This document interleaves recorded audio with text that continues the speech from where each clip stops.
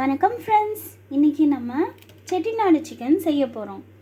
Chettinad chicken செய்கிறதுக்கு முன்னாடி தேவையான மசாலாவை நம்ம அரைச்சிக்கலாம். 2 ஸ்பூன் தனியா, 1.5 ஸ்பூன் கடலைப்பருப்பு, 2 வேர்க்கடலை எல்லாத்தையும் நம்ம ட்ரை ரோஸ்ட் பண்ணிக்க போகிறோம்.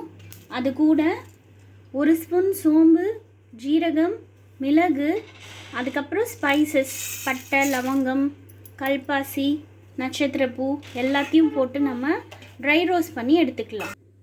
வறுத்து எடுத்தாச்சு. இதை நம்ம பொடி பண்ணி எடுத்துக்கலாம். இப்போது செட்டிநாடு சிக்கன் செய்கிறதுக்கு 1 வெங்காயம், 1 தக்காளி குட்டி குட்டியாக நறுக்கியிருக்கேன். இப்போது தாளித்து விட்டுடலாம்.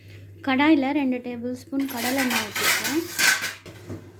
இப்போது நம்ம 1 லவங்கம், 1 பட்டை, 1 ஏலக்காய் ஆட் பண்ணியிருக்கேன்.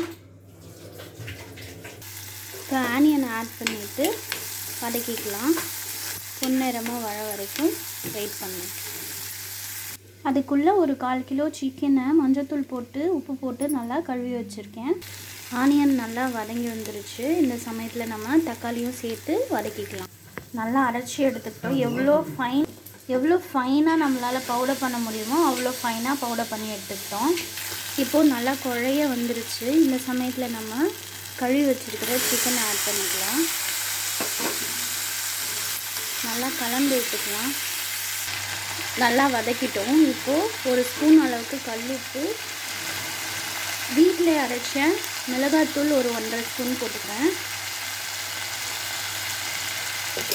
அது கூட மஞ்சத்தூள் 1/4 ஸ்பூன்.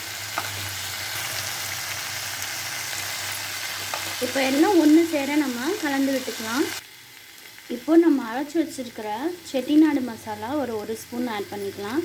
வேறு எந்த மசாலாஸும் நம்ம ஆட் பண்ணணும்னு அவசியமே இல்லை. ஆட் பண்ணி சிக்கன் வேகிற அளவுக்கு நம்ம தண்ணி மட்டும் ஊற்றி மூடி வச்சிடலாம்.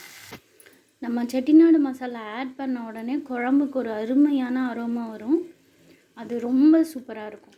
நீங்கள் மசாலா வீட்லேயே அரைச்சி ட்ரை பண்ணி பாருங்கள். நம்மளோட டெலிஷியஸான செட்டிநாடு சிக்கன் ரெடி. நம்மளோட செட்டிநாடு சிக்கன் மேலே ஃப்ரெஷ் கறி லீவ்ஸ் போட்டு மூடிடலாம்.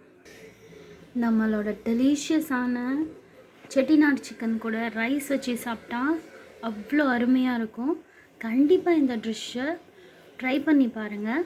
ஹாப்பியாக சாப்பிடுங்க. இன்னொரு சூப்பரான ரெசிபியோடு நான் உங்களை மீட் பண்ணுறேன். Thank you. Bye.